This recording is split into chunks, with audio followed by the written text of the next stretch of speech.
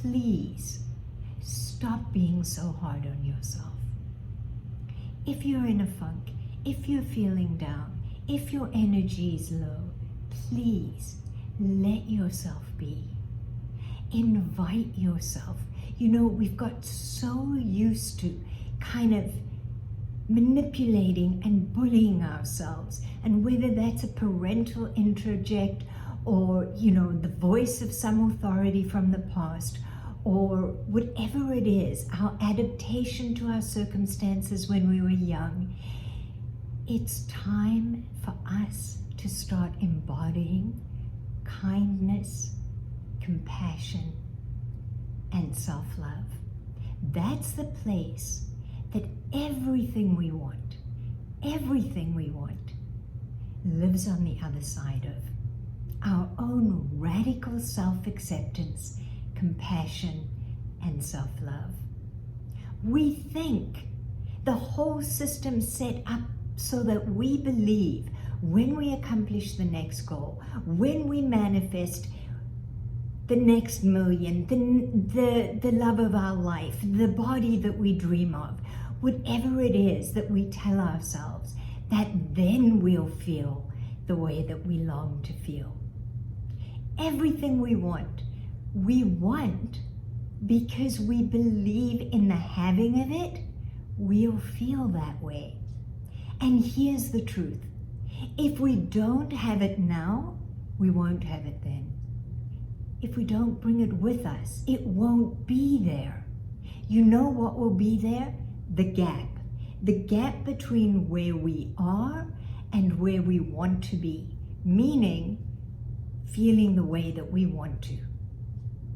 It's a complete, I was going to say illusion.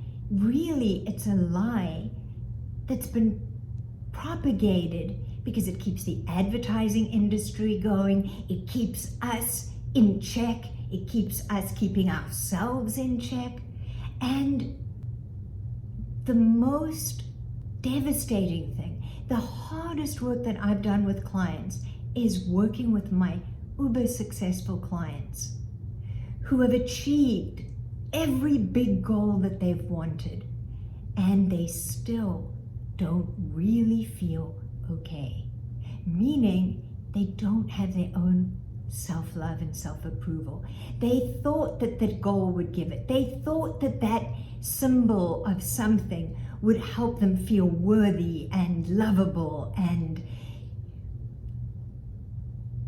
deserving to be here, deserving to have a life of fulfillment and joy.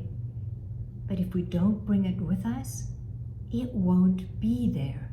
I really want you to hear this, because I can give you all the tips and all the secrets and keys to manifest what you want.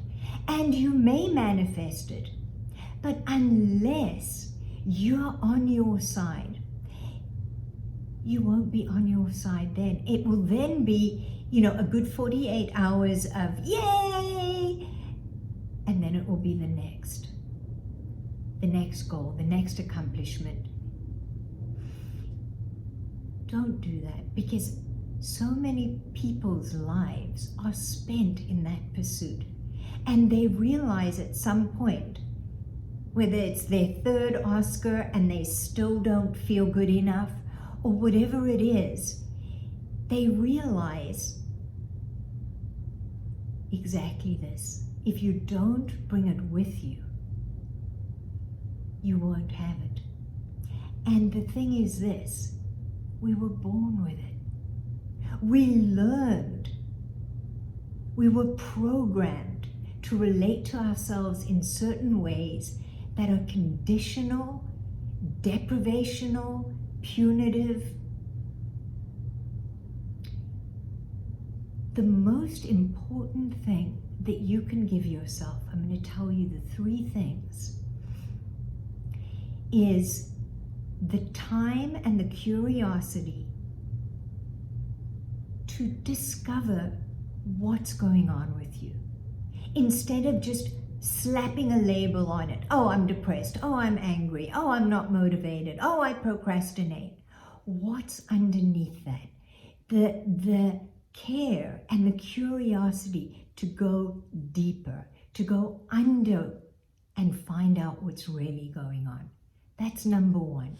And we have to learn to ask ourselves empowering questions. What do I mean by that?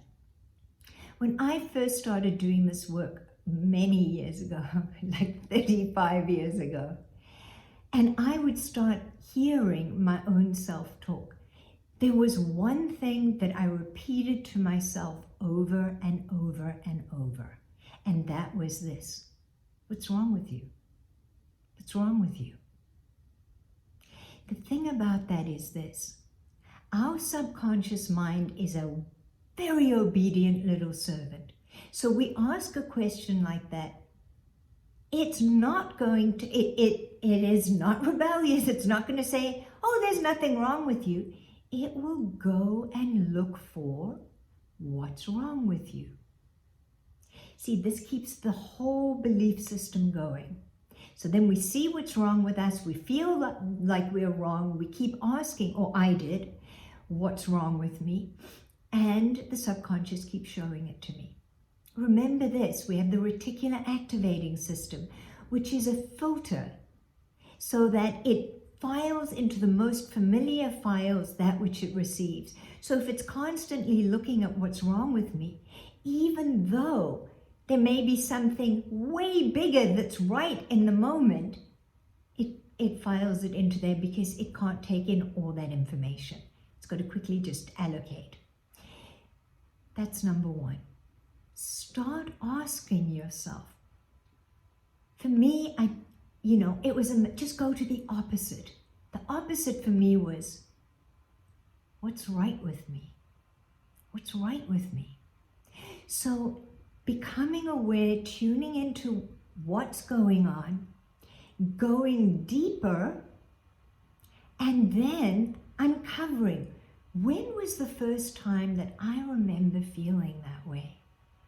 Do you know when you go into a forest, you can leave the thread, the end of the string outside, so that as you weave it through the forest, you can find your way back. Follow the string back. When do I first remember feeling this way? And allow yourself to feel that. Be with that. Process that, understand that, have compassion for that. Those are messages. Those are things you were told overtly or covertly. That's number one, okay? Then you're going to replace that. Rule of thumb, just go to the opposite. Whatever you hear, go to the opposite. What's wrong with me? What's right with me? And keep practicing that. Once you've uncovered it, the biggest pitfall is making a quick judgment. Oh, I'm angry. I'm always angry. Or, I don't know how to let things go. Or whatever the very quick judgment is, hold that. Little traffic cop, a little cartoon traffic cop. Stop. Before you make that judgment, accept it. Accept it. Stop and accept it. You don't have to like it. You don't have to approve of it. Just accept it. Acknowledge it and accept it before rushing into an explanation, a justification, and a judgment. Any of those. Okay? Just be with it. So we're aware, we uncover, just plant the opposite seed, and then embrace whatever's going on. Just give yourself the space to feel. Whatever I'm feeling, whatever's going on doesn't define me. I'm simply with it now. I'll tell you something. I was in therapy for almost 2 decades. And I learned how to stop working against myself. In other words, how to stop self-sabotage. And I learned to work for myself. I could get myself to do the things and have discipline and accomplish. But after all that time, I realized I didn't know how to work with myself, how to enjoy myself, be with myself, be in the process, invite all of me to the party, instead of having a punitive, parental voice guiding me, directing me, dictating what I should do, editing me, stopping me saying things, all of that stuff. We come here to blossom into our full humanity. Think about that. The places that we relate to people are in their vulnerability. When I tell you that I struggled with so much self-rejection, that's what I learned. As little children, we have two choices. If we're not feeling loved, if our needs aren't being met, as a child, we can either say to ourselves, wow, my parent's really limited and doesn't know how to love me or care for me. Because we are dependent, our life is dependent on our caregivers. In our best interest, we need to decide there's something wrong with me. It can't be them, it must be me. And then we carry that for the rest of our lives until we drop in and do this work. Accepting it with compassion. And the third thing is, when you were that child, you now get to reparent that child. You now, as an adult who did not have those resources back then, you now get to interact with that child, with the wounds that she received or he received, and reparent and address them in a different way. Not the punitive, conditional voices that we learned. If you do this, you're lovable. If you do that, you're embarrassing me, you get punished, love gets withdrawn. We get to create a safe place for that little being to understand and grow into, to be reparented into the fullness of her beauty, his beauty, of their beingness, of the unique being that you came here to be, to deliver what is only unique to you, to contribute to the world. And without that, the world will continue, but it will miss some sacred ingredient that only you can bring. This is my invitation to you, to start softening those hard edges, those places that you self-attack and punish yourself and withhold from yourself. You start softening and start modeling the new divine feminine, the gentleness, the nurturing, the love, the care that you give so freely to other people and never to yourself.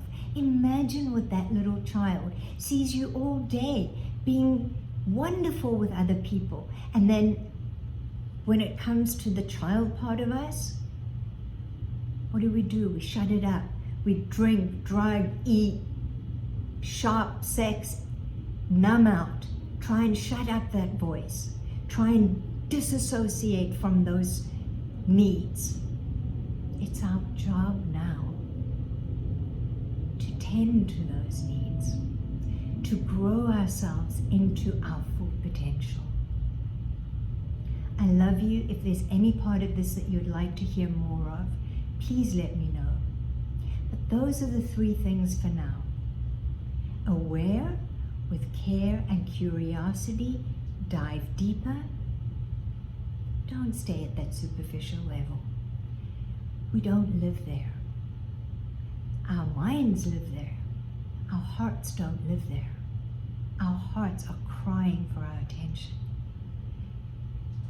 And we can see that on a global level.